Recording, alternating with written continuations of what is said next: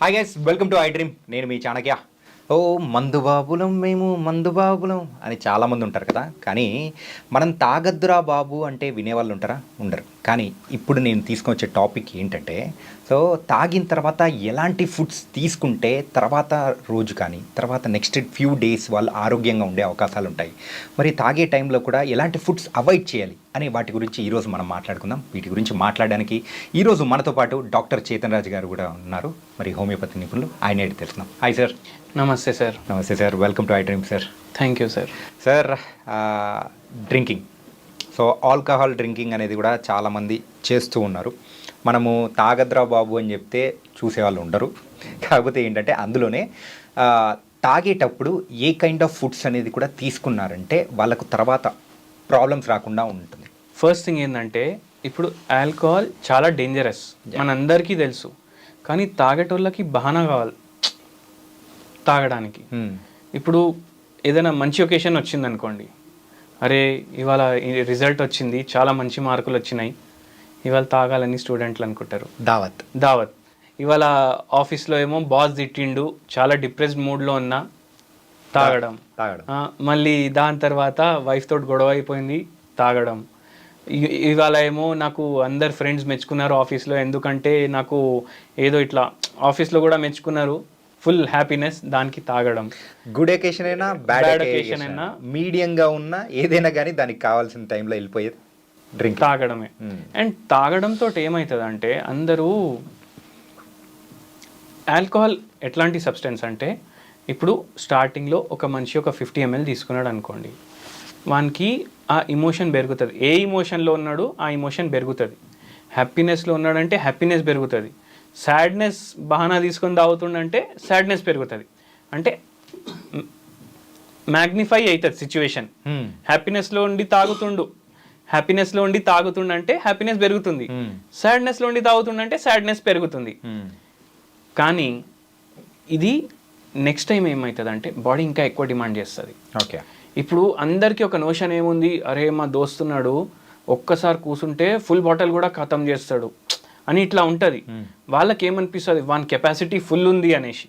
కానీ యాక్చువల్గా ఏంటంటే, over a period of time మనం ఆల్కహాల్ ఎట్లయితే కన్జ్యూమ్ చేస్తాం కదా, ఆటోమేటికలీ మంచి వీక్ ఉన్నా స్ట్రాంగ్ ఉన్నా వాని కెపాసిటీ పెరుగుతుంది. ఎందుకంటే బాడీకి ఇంకా కావాలి. ఈసారి 50 ml, నెక్స్ట్ టైం 100 ml, దాని తర్వాత 150 ml. ఎందుకంటే ఆ హై రావాలంటే అది పెరుగుతూనే ఉంటుంది. ఈ ప్రాసెస్లో ఏమవుతుందంటే, మనం అనుకుంటాం అరే ఆ మనిషి ఇంత తీసుకుంటుండు, కానీ లోపల లివర్ డ్యామేజ్ పెరుగుతుంది over a period of time. ఇప్పుడు మెయిన్గా డ్యామేజ్ అయ్యేది ఆర్గన్ ఆల్కహాల్ తీసుకోవడం వల్ల ఏంటంటే అది liver. Okay, first fatty liver start అవుతుంది, alcohol related fatty liver start అవుతుంది. ఇది రివర్సిబుల్ కండిషన్ ఉంది. ఇప్పుడు తాగేటోడు తాగడం వదిలేసిండు అనుకోండి, మంచిగా ఫిజికల్ యాక్టివిటీ చేసుకుంటుండు, దాంతో ఫ్యాటీ లివర్ పోతుంది. బాడీలో ఫ్యాట్ ఉంది, బాడీలో ఫ్యాట్ డిపాజిట్ అవుతుంది, మనం లావ్ అవుతాం. అట్లనే లివర్లో కూడా ఫ్యాట్ డిపాజిషన్ అవుతుంది. అది మళ్ళీ రివర్సిబుల్. ఇప్పుడు బయట ఉన్న ఫ్యాట్ రివర్సిబుల్ కదా, లివర్లో డిపాజిట్ అయిన ఫ్యాట్ కూడా రివర్సిబుల్. ఓకే, అక్కడ వరకు రివర్సిబుల్ ఉంటుంది కండిషన్. కానీ వీళ్ళ కెపాసిటీలు పెరిగి వీళ్ళు వాళ్ళని మాచో అని అనుకొని ఇంకా ఎక్కువ తాగి మేము మాచో, మేము ఫుల్ తాగుతాం, అది అల్ఫా మేల్ అనేసి ఇప్పుడు కాన్సెప్ట్ నడుస్తుంది కదా, దాంట్లో వాళ్ళ లివర్ పైన అయ్యే డ్యామేజ్ వాళ్ళకి తెలియదు. సో అట్లా సడన్గా ఫైబ్రోసిస్ లేదంటే సిర్రోసిస్, మొత్తం లివర్ ఏమో సడంచిపోతుంది లోపల, ఇంకా తిరిగేది ఉండదు, అట్లా అయిపోతుంది. రేరెస్ట్ ఆఫ్ ద రేరెస్ట్ కండిషన్స్లో మనం హోమియోపతి ట్రీట్మెంట్ కూడా ఇచ్చి సిర్రోసిస్ కేసెస్ని కూడా రికవర్ చేసినాము. ఆల్కహాల్ రిలేటెడ్ సిర్రోసిస్, మళ్ళీ ఆల్కహాల్ రిలేటెడ్ జాండీస్ కూడా అవుతుంది. ఓకే, ఆల్కహాల్ రిలేటెడ్ జాండీస్ కూడా అవుతుంది. ఇప్పుడు మన దగ్గర ఒక పేషెంట్ ఉన్న డి అడిక్షన్ కోసం ట్రీట్మెంట్ తీసుకుంటున్నారు, వాళ్ళకు ఆల్కహాల్ రిలేటెడ్ జాండీస్ కూడా ఉంది. మళ్ళీ పెరిటోనియం అనేసి ఒక లేయర్ ఉంటుంది మన అబ్డామిన్ లో, దాంట్లో వాటర్ అక్యుములేషన్ స్టార్ట్ అవుతుంది, ఆ కండిషన్స్ కూడా అవుతాయి. సో ఇది చాలా సివియారిటీ ప్రాబ్లం. అండ్ లేని రోగం మనం తెచ్చుకుంటున్నాం మన బ్యాడ్ హ్యాబిట్స్ వల్ల. కానీ ఇప్పుడు కొందరికి అరే మేము అసలు వదులుకోలేము. ఇప్పుడు కొందరు పేషెంట్స్ ఎట్లా అంటే, ఇప్పుడు హార్ట్ రిలేటెడ్ ప్రాబ్లమ్స్ ఉండే ఒక పేషెంట్కి, షుగర్ ప్రాబ్లం ఉండే, ఆ పేషెంట్ నాతో ఏమంటుండంటే మొత్తం అయితే నేను వదులుకోలేను, డాక్టర్ సాబ్ డైలీ క్వార్టర్ అయితే నేను తీసుకుంటాను, అప్రాక్సిమేట్లీ 200 ml నేను తీసుకుంటాను. ఇప్పుడు నేనేం చేయాలి? ఓకే, అంటే సొల్యూషన్ కోసం మీ దగ్గరికే వచ్చి ఇలా చెప్పాడు. నేను తాగుతా, మీరు మందులు ఇవ్వండి, నాకు మంచిగా చేయండి. అయితే ఫస్ట్ థింగ్ ఏంటంటే, ఇప్పుడు మీకు తాగుడు తగ్గట్లేదు అంటే ఏ తాగేటోడికన్నా ఉంటుంది లోపట, వదిలేసేయాలి. ఎందుకంటే ఫ్యామిలీ లైఫ్ డిస్టర్బ్ అవుతుంది, పిల్లలు కూడా డిస్టర్బ్ అవుతారు, వాళ్ళ ఫైనాన్షియల్గా కూడా ఎంతో ఎఫెక్ట్ అయ్యే వాళ్ళు కూడా ఉంటారు, అయితే ఓవరాల్ ఉంటుంది మనిషికి వదులుకోవాలని, ఆ బాధల్లో కూడా తాగుడు ఎక్కువ అవుతుంది. అయితే వీళ్ళకు ఏం సొల్యూషన్ అంటే, మీరు ఒక లిమిట్ సెట్ చేసుకోండి. లిమిట్ సెట్ చేసుకొని మ్యాక్సిమం మీరు అప్ టు 50 ml, అది కూడా మెల్లమెల్లగా వదిలేసేయాలి. ఇప్పుడు వదిలేయడానికి ఏం చేయాలి అది చెప్తున్నాం మనం. ఒకటేసారి ఆపడం కుదరట్లేదు కదా మీతో, ఒక 50 ml 100 ml, దానికన్నా 100 ml కూడా ఎక్కువ పర్ డే, 50 ml తీసుకోండి. ఇప్పుడు లివర్లో మెటబాలిజం అవుతుంది ఆల్కహాల్ది. ఆల్కహాల్ మెటబాలిజం వేరే ఉంటుంది, ఫుడ్ మెటబాలిజం వేరే ఉంటుంది. ఏ ఫుడ్ మీరు తీసుకున్నా దాని మెటబాలిజం ఒకేలాగా ఉంటుంది బాడీలో, కానీ ఆల్కహాల్ మెటబాలిజం సపరేట్ ఉంటుంది. ఇప్పుడు షుగర్ పేషెంట్ ఉన్నాడు, ఆల్కహాల్ తాగంగానే షుగర్ లెవెల్స్ పడిపోతాయి. ఇప్పుడు ఆల్రెడీ మెడిసిన్స్ మీద ఉన్నాడు, ఆ మెడిసిన్స్ కూడా షుగర్ లెవెల్స్ని తగ్గిస్తాయి. ఇంకా వీడు ఆల్కహాల్ తీసుకుంటుండు, ఇంకా తగ్గిస్తాయి. హైపోగ్లైసిమిక్ అయ్యే కండిషన్స్ ఉంటాయి, ఇమీడియట్ కండిషన్స్. సో అట్లా ప్రమాదం ఉండొచ్చు షుగర్ పేషెంట్లకు. మళ్ళీ ఏమవుతుందంటే, ఇప్పుడు ఆల్కహాల్ బాడీని డిహైడ్రేట్ చేస్తుంది. డిహైడ్రేట్ చేస్తే నెక్స్ట్ డే నీరసంగా ఉండి తలనొప్పులు అవ్వడం, హెడేక్లు అవ్వడం, బాడీ పెయిన్లు అవ్వడం, ఇవన్నీ ఎందుకు అవుతాయి? డిహైడ్రేషన్ వల్ల అవుతుంది. అయితే ఇప్పుడు 1 అవర్లో లివర్ ఏమో ఒక స్టాండర్డ్ పెగ్ని డైజెస్ట్ చేసుకుంటుంది. ఒక స్టాండర్డ్ పెగ్ ఎంత ఉంటుంది? 30 ml. అయితే మీరు 1 అవర్లో 30 ml కన్నా ఎక్కువ తీసుకోవద్దు. మళ్ళీ 1 అవర్లో 30 ml కూడా చాలా మెల్లగా తీసుకోవాలి. ఇప్పుడు ఫారినర్లు ఉంటారు, ఫారినర్లు మనలాగా తాగుతారా? లేదు. పటియాలా పెగ్ అనేసి ఒక పెగ్ ఉంటుంది, మీరు కూడా వినుంటారు పటియాలా పెగ్ అనేసి. పటియాలా పెగ్ అంటే ఏంటంటే అప్రాక్సిమేట్లీ 90 ml 100 ml ఒక పెగ్ ఉంటుంది, అంటే స్టాండర్డ్ పటియాలా పెగ్ అది. అట్లా ఎందుకంటారంటే, ఇప్పుడు బ్రిటిషర్స్ ఉన్న కాలంలో బ్రిటిషర్స్ ఆర్మీలో పోలీస్ ఫోర్స్లో కూడా పంజాబ్ వాళ్ళు ఎక్కువ ఉంటుండే. అయితే వాళ్ళు వాళ్ళతో నిల్చొని తాగడానికి సిగ్గపడుతుండే, ఒకటేసారి ఎక్కువ పోసుకొని పక్కకు పోయి తాగుతుండే వాళ్ళు. ఒకటేసారి 90 ml పోసుకొని పక్కకు పోయి తాగుతుండే. అట్లా పటియాలా పెగానే అయిపోయింది అది. అది తొందరగా తాగేస్తారు వాళ్ళు. కానీ ఫారినర్స్ ఎట్లా తాగుతారంటే, వాళ్ళు ఫుడ్ తోటి కూడా ఆల్కహాల్ తీసుకుంటారు. చాలా యూరోపియన్ కంట్రీస్లో వాళ్ళకు స్టాండర్డైజేషన్ ఒక ఇది ఉంటుంది తీసుకోవడానికి. అండ్ అవి కోల్డ్ కంట్రీస్, అయితే అక్కడ వాతావరణంని బట్టి వాళ్ళు తీసుకుంటున్నారు కొంచెం. మనకేం అవసరం? మనమైతే ఒక ట్రాపికల్ కంట్రీలో ఉంటున్నాం కదా, మన దగ్గర టెంపరేచర్లు కూడా ఎక్కువ అవుతాయి. మీరు దాని మీద ఆల్కహాల్ తీసుకుంటే మీ బాడీ ఇంకా డిహైడ్రేట్ అవుతుంది. సో అది డిహైడ్రేట్ అవ్వకుండా 1 అవర్లో 30 ml తీసుకోవాలి మీరు. దాని మీద మళ్ళా మంచిగా నీళ్లు తీసుకోవాలి. అండ్ మళ్ళీ ఇంకో పెగ్ తీసుకోవాలనిపిస్తే 1 అవర్ తర్వాత తీసుకోండి. అప్పుడు ఏమవుతుంది? మ్యాక్సిమం ఒక మనిషి కూర్చొని ఎంతసేపు తాగుతాడు? గంటన్నర 2 గంటలు. 2 గంటల్లో మీరు 60 ml తీసుకుంటున్నారు. దాని తర్వాత పడుకోండి. అండ్ మెల్లమెల్లగా ఇది కూడా వదిలేసేయండి.